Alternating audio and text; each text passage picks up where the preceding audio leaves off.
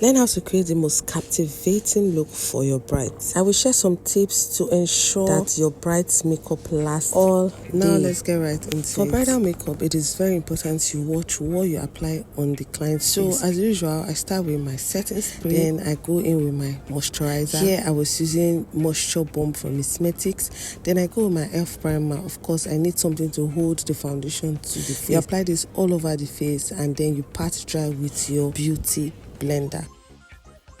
Now I'm going in with a mattifying primer and I'm making use of Dove and I'm applying on just her T-zones, more on her brows. Then making use of a Mehron skin prep was just for sweat and just to add a little bit of control. The tricky part is that when you're applying this Mehron skin prep, please avoid her nose. The nose area is really soft and prone to makeup separation, so avoid that by not applying the Mehron prep on the nose. You would think I'm joking, but no. Moving on to foundation, I'm making use of the Estée Lauder foundation and Nars. It is no news that Estée Lauder foundation is the best when it comes to bridal makeup. So if you can save up and infuse that into your makeup kit. Okay? My only issue with it is that sometimes it doesn't match our undertones. So you can go ahead add other foundation shades that infuses your bright undertone, like how I added Nars to this. Or maybe it's me, I'm the problem. I just love to mix foundations. So after applying just on her face the right amount, please spray the face before you go ahead to blend. Remember our trick and technique that if the client's face is smooth, there's no need to pack on foundation. Just swipe, apply the amount you need and swipe. Now for contour, I'm making use of Ezekiel foundation. I don't remember the shade, I'll put it in the description box, and my L'Oreal True Match foundation. And when I finish placing it with my brush, you see those 3 points, that is where your contour should be placed. Remember, this is a bridal makeup, so you need to take your time and accomplish all the steps. I'm going to go in with my beauty blender to make sure that everything is well blended. Moving on to my blush, I'm making use of my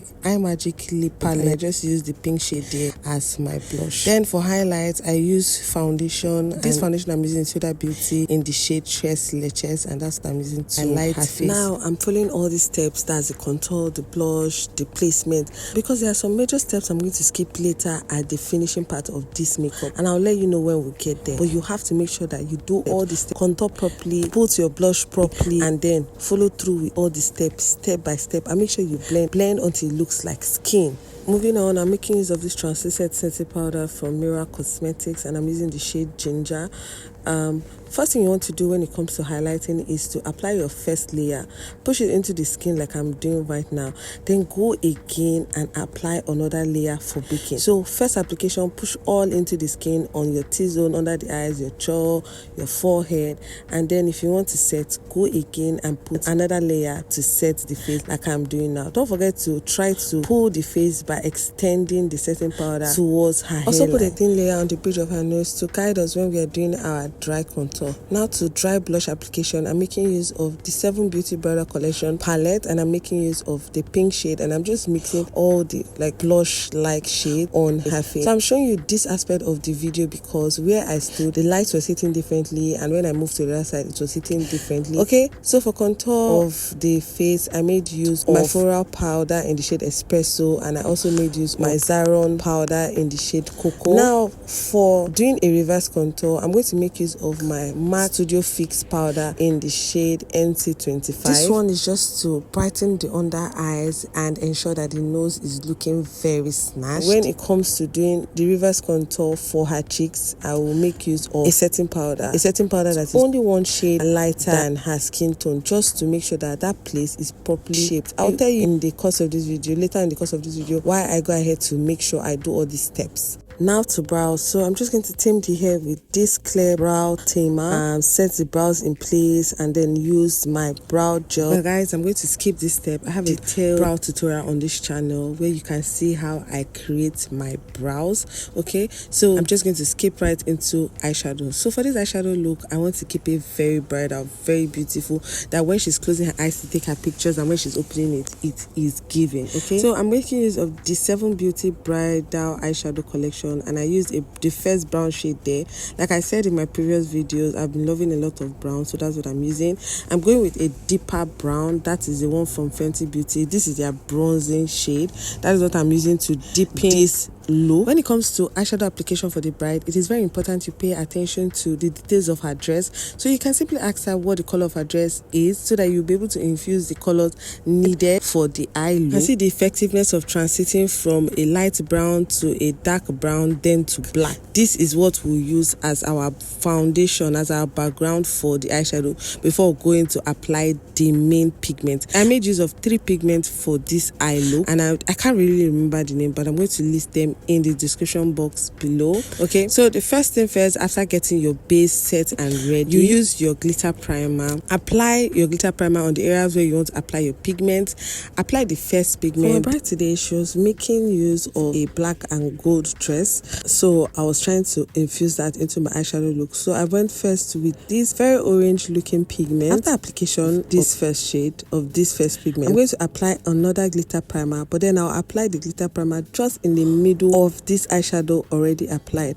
And the next one I'm going to use is a green like pigment just at the middle. So you apply the glitter primer, immediately where you apply the glitter primer, you apply the second pigment that you want. Although on this channel I have like a very detailed pigment tutorial, how to apply pigment properly, so I'll also leave the link so you can check that video out. So this is a very green like pigment. I'm trying to achieve a gold eyes, a bronzy eyes, but then I don't want it to be really bronzy, so whatever it is I'm doing now is still going to go with what she's wearing. So again, to apply the third glitter, I'm going to put another glitter primer just in the middle of the second one, and then apply the last pigment. The last pigment I'm using is a gold pigment just at the middle of the second one. Then just to make sure that all the pigments are really obvious, I'm going to go in with that first blending brush I use and emphasize on the outer corner of the eyes with a black eyeshadow like I'm doing right now. Then to diffuse it even further, I'm going to use that brown shade from the Fenty Beauty powder to diffuse it. Now just to clear up the face, I'm going to use a clear spoolie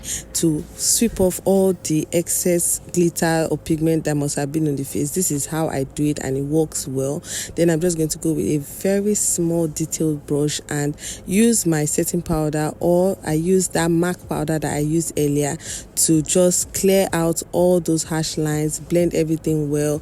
I even went in with my Zaron powder in the shade Dawn just to clear up everything before I went in with my Tehila black gel liner to line her eyes. So for brides, I always like to give a wing so that when they close their eyes, the pictures, it comes out really well. So that's why I always go with like a winged liner. And don't forget our trick where we use a powder to make sure that we get that line looking very sharp. Okay, so that's what I'm doing now. When you're done, go ahead to pop on the lashes. And now to the part where I said for the finishing touches, I'm going to show you guys a trick. Before that, spray the face with your setting spray. I'm using a Charlotte Tilbury airbrush finishing spray and my OG's Zickel spray. After this, now for every other thing when it comes to highlights and all those things that will make the face pop and glow, this is the part where I say all the contour that we did, all the highlighting that we did, this is where it comes to play, because I will not use any glow dust. I would only use my blush, and then I'm going to use the wet balm from Metics. So I do this step to reduce the speed at which oil starts saturating out of the face, especially when the person has an oily skin. This way it has worked so far. So instead of putting all those glow products, I just let the face naturally secrete the oil, but then this doesn't happen immediately. It happened in the course of our event, so everything just blends in at the end. Do you understand? That is, in the course of our event, she will tend to get oily at some point, so why should I add extra oil when she will get oily later? That means the glow will happen last, but I just slow down the pace. But you cannot skip this step when it comes to the nose. You just have to make it pointy, so you have to apply your glow.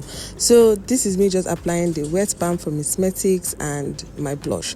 For the blush, I actually mixed CM Essentials and one other cream blush from Phoera. Then go ahead to give your clients the lip of your choice, and that is it for this tutorial. I hope you learned something new, and share this video to people that you think will need it. Don't leave yet. I have tons of other amazing tutorials on this channel, so do want to check those other videos out.